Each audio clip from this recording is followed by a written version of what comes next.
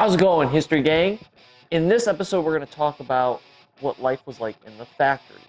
Last time, you saw John D. Rockefeller and how he talked about how the rich people were. Today, we're going to talk about how everyone else was that was working in the factories.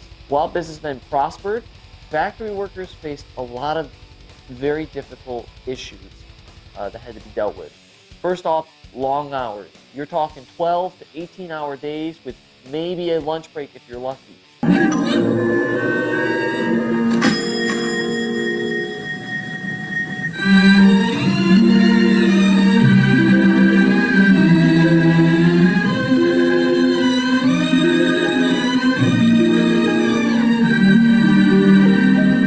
Hey!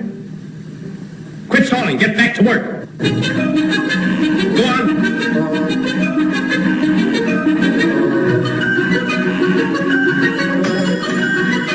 We're talking low pay.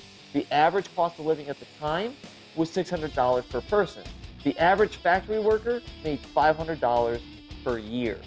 And then you have unhealthy conditions where there were no health standards like OSHA, for example. OSHA was not a thing. There was no PPE. There was no anything to protect workers at all. Here we go! I give you Krabby Land!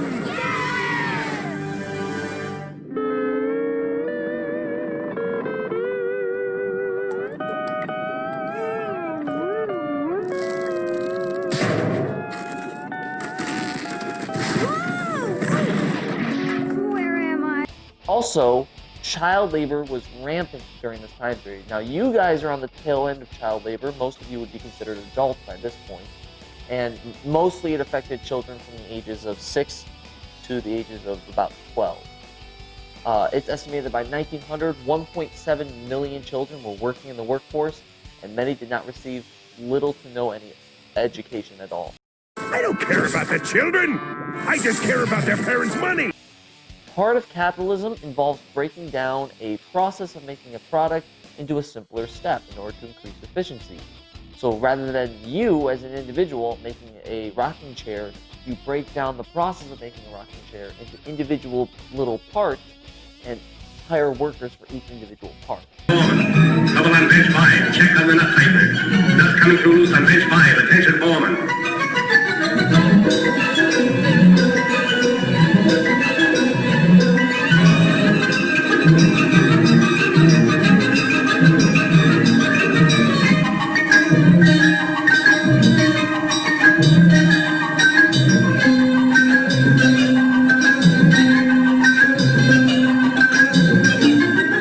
Craftsmen went bankrupt because of this, because they were able to make, while they were still making better quality goods, most Americans liked the cheaper prices for the more convenient option.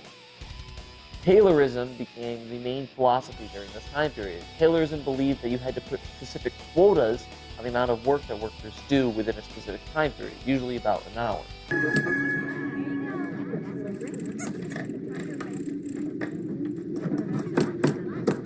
Hey, Ming Ming.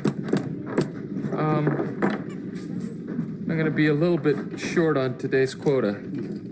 It's all right, buddy. Just how many Etch-a-Sketches did you get finished?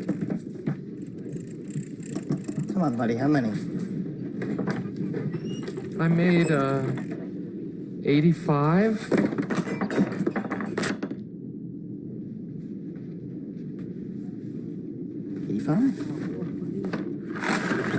That puts you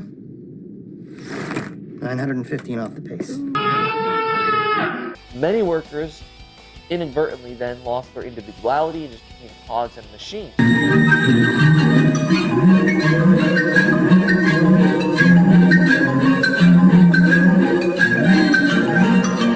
And abuse at this time period was also rampant.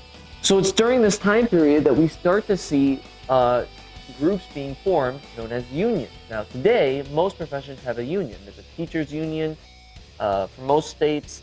There's carpenters unions, electrician unions, flight attendant unions, and so on. And unions are a collective group of workers for a specific industry or company that advocate for the workers.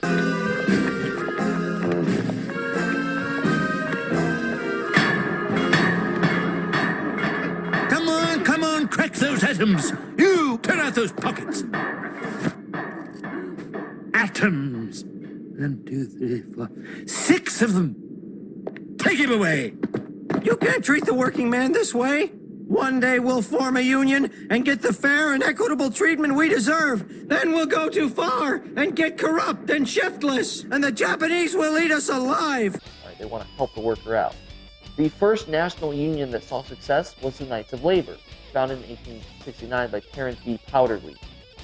They were inclusive for their time. They welcomed women, African Americans, and unskilled laborers into their ranks.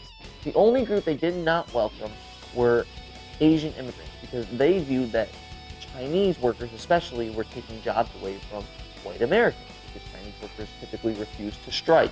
Our job! I took our job! They took your job! They took our job! They took your job! They took your job! Your job!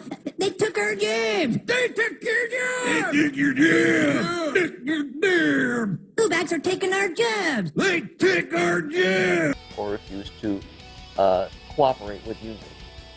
The Knights used a tactic called collective bargaining. Collective bargaining was to secure pay for equality and other workplace rights. So rather than me going to my HR person and being like, hi, I would like more pay, please. Please give me more pay. No.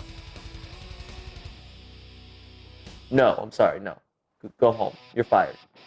Rather than that happening, what would typically end up happening is a union representative would go before management and collectively, we would like to get paid more together as a union.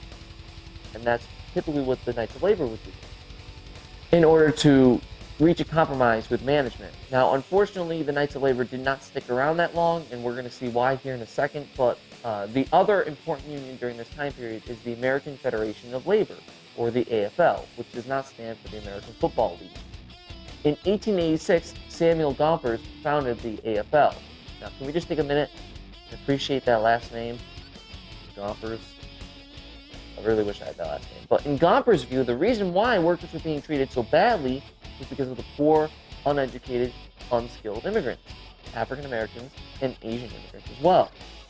The group was very exclusive and only included white, male, skilled workers.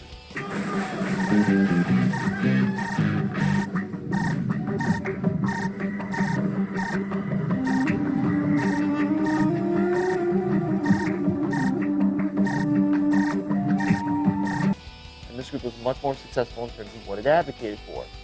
Now, typically, when unions couldn't get their way, the workers went on strikes. And we talked about what a strike is. A strike is where employees refuse to work in order to attempt to negotiate a change in working conditions or pay.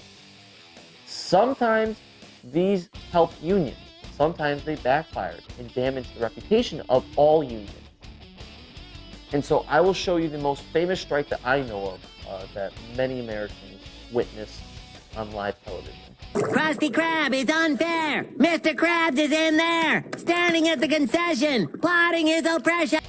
Now, during this time period, during the Gilded Age, most unions are seen as anarchist groups.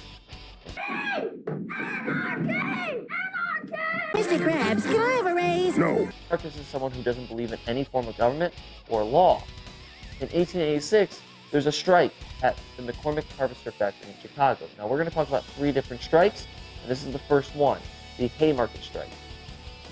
The company hired strike-breaking workers, so basically they said, if you're going to strike, we're just going to replace you with someone else. If you won't work, we're going to replace you. The guy by the name of August Spies, and he comes up and he gives a big speech to try to encourage workers to keep striking, to not give up, or else they won't get what they want. While he's giving this speech, there's some sort of scuffle that ends up happening, and it ends up leading to the killing of a union member.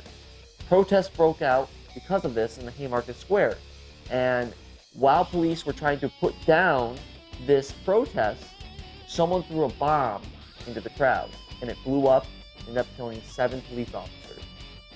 And so this inadvertently leads to the police firing into the crowds and killing many more people. Eventually, August Spies and his other compatriots are arrested and then tried, and then they are hung with very little evidence that they actually threw the bomb, And public opinion, though, turns against the strikers. Most people begin to see strikers as basically terrorists in this time period. And then we talk about the Homestead Strike. Now, Homestead happened with our boy Andrew Carnegie at his steel mill. It led to a fight that resulted in 10 deaths in 1892.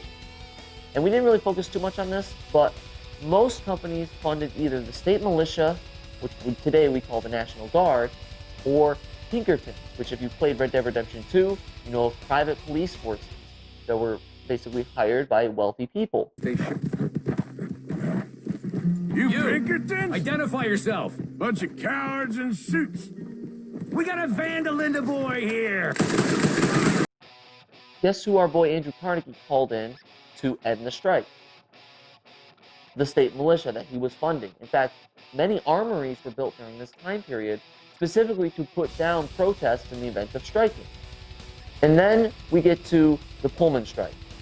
Now, Eugene B. Debs, he's a very important character in our nation's history, but he becomes the president of the American Railway Union in 1894.